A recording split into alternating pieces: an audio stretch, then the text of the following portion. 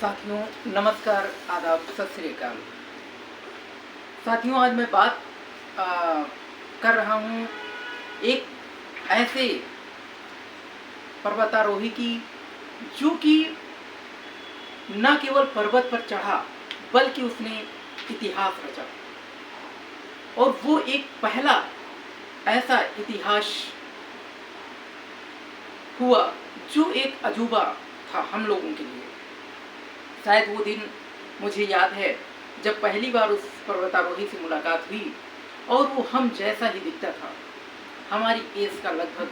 और जब स्टेज पर आया तो बोलने लगा कि आप लोगों की तरह मैं युवा हूँ, आप लोगों की तरह मैं युवा, लेकिन मैंने कुछ अलग किया है। मैंने भीड़ से अलग एक चाल चली, भीड़ से एक अलग कार्य किया है और शायद उसी का पुरस्कार स्वरूप आज आप लोग मुझे सुनने के लिए यहाँ आए हैं। साथियों, ये लफ्ज थे उन पर्वतारोही की जिनका नाम था अरुणिमा सिन्हा। वो मैम जब स्टेज पर चढ़ी और जब बोलने लगी, लगा कि हम में से बीच की एक स्टूडेंट हैं। लेकिन जब उन्होंने अपना इंट्रोडक्शन दिया और उनकी जो बातें, जो लहजा था, जब 1 घंटे हम लोगों ने उनको सुना तो हम लोगों के आंखों से आंसू आ गए कि क्या ऐसा भी हो सकता है, एक इंसान ऐसा कर सकता है। बड़ा इम्पॉसिबल सा लगता था कि एक ऐसी लड़की जो कि हॉकी प्लेयर थी, एक बहुत अच्छी हॉकी प्लेयर, और एक दिन एक हादसा होता है उनके साथ में। वो ट्रेन से जा रही होती हैं और एक लुटेरा उनकी एक सोने की चैन खींचना चाहता है गले से, और उन्होंने बड़ी हिम्मत दिखाई और उसको पकड़ लिया, उसको खींचने ना दिया। शायद इसी झपटा झपटी में चलती हुई ट्रेन से उन्हें नीचे ढकेल दिया गया उन चोरों के द्वारा।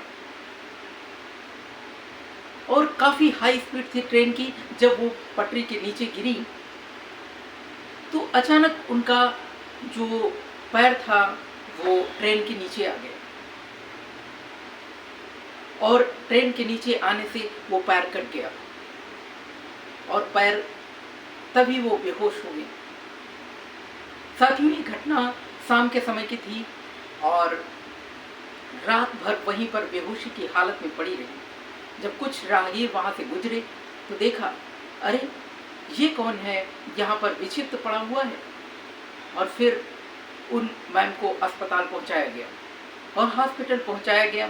फिर ये वाकया बताया गया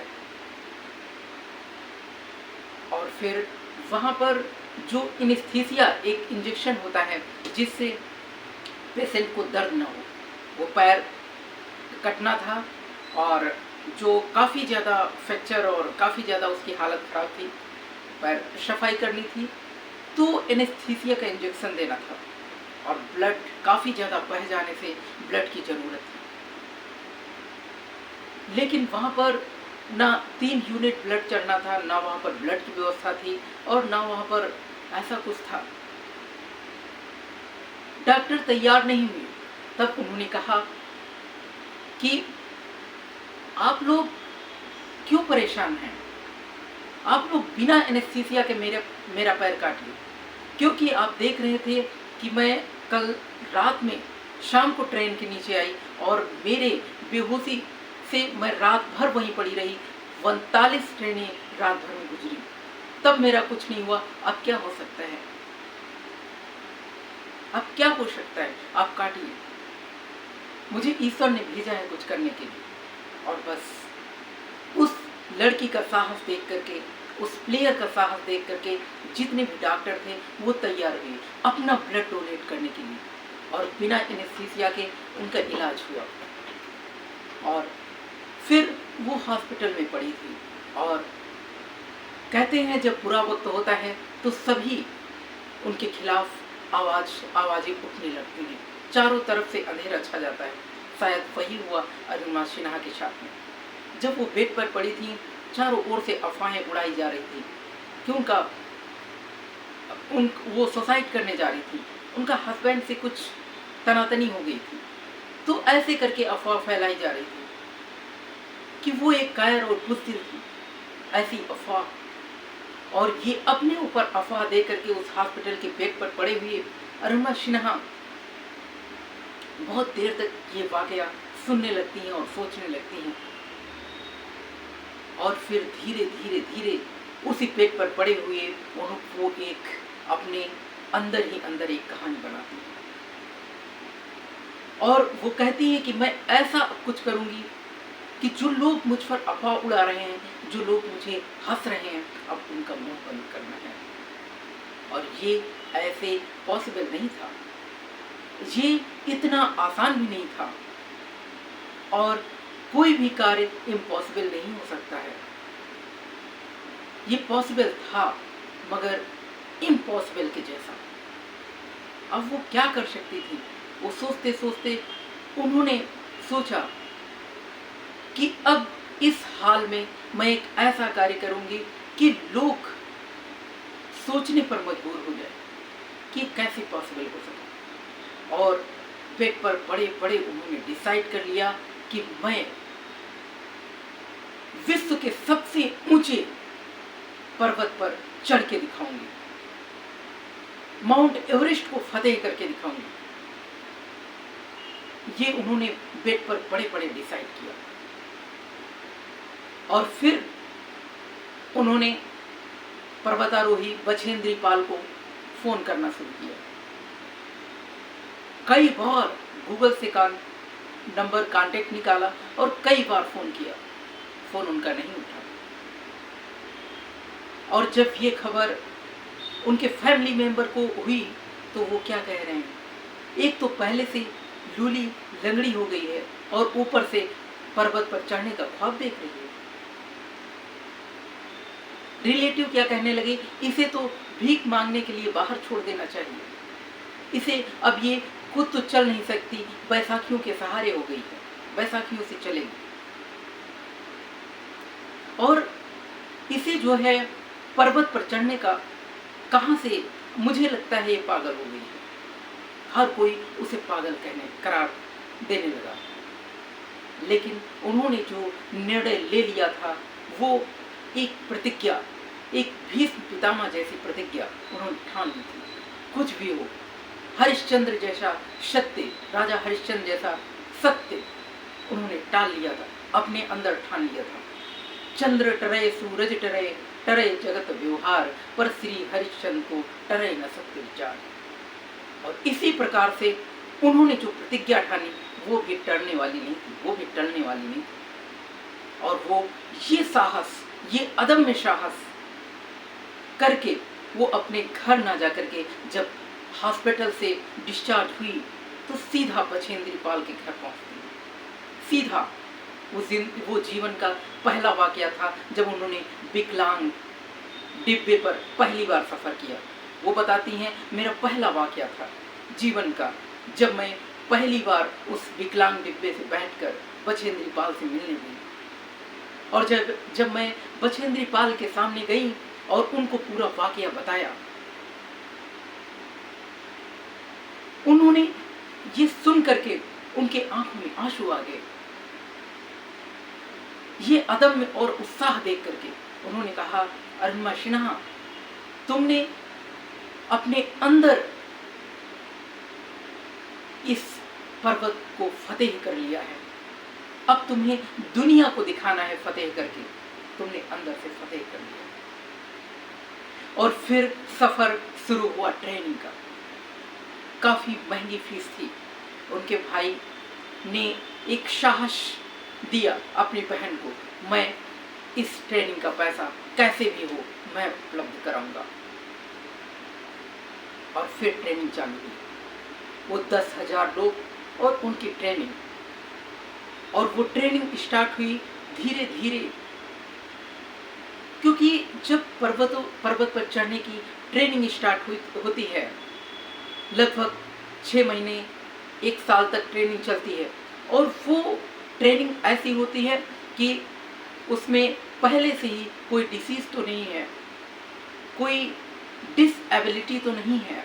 सारी चीज़ों का जो है परीक्षण होता है, टेस्ट होते हैं, और तब जा करके वो ट्रेनिंग स्टार्ट होती है।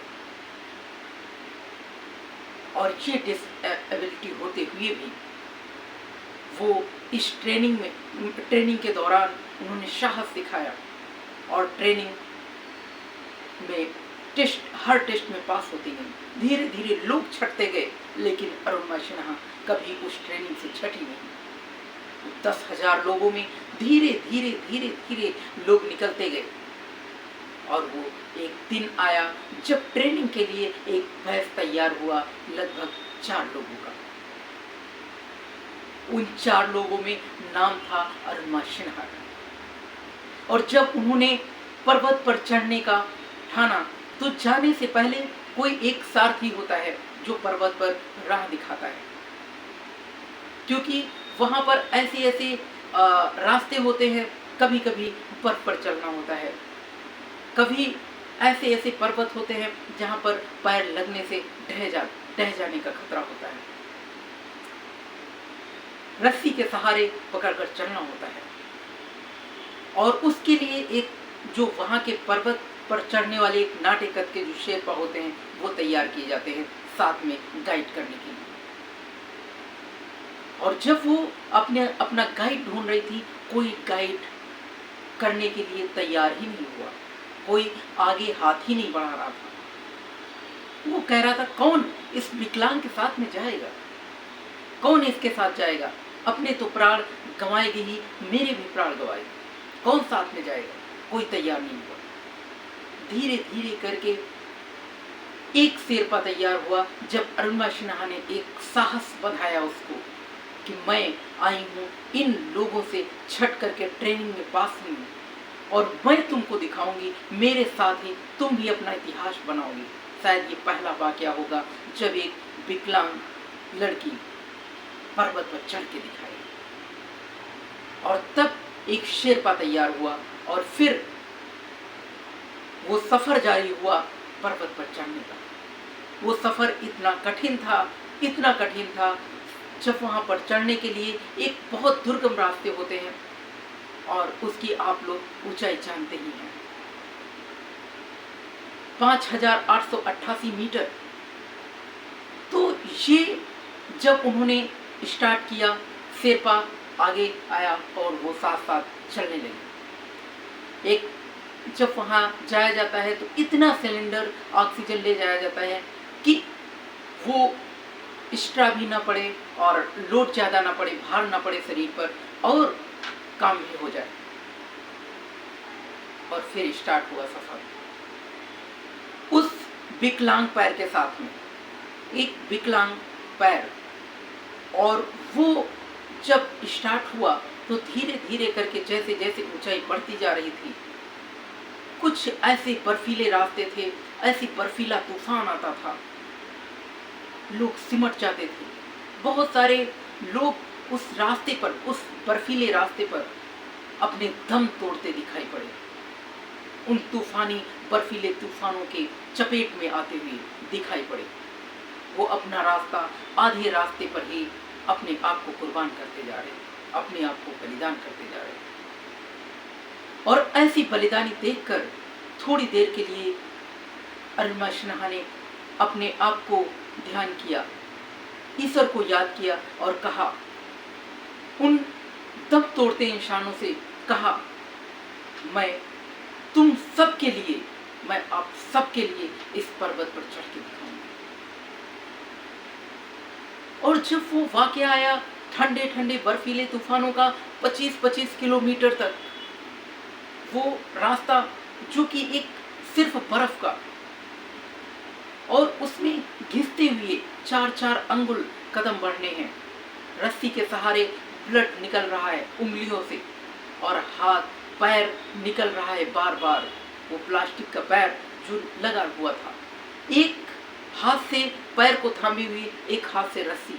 सोचो कितना कठिन होगा। वो धीरे धीरे खिंचते हुए जाना, कई दिनों तक ये सफर चलता रहा। धीरे धीरे धीरे धीरे करके एक ऐसी सिचुएशन आई जहां पर उनके बर्फ का सिलेंडर बिल्कुल खत्म होने वाला था, बिल्कुल खत्म हो गया।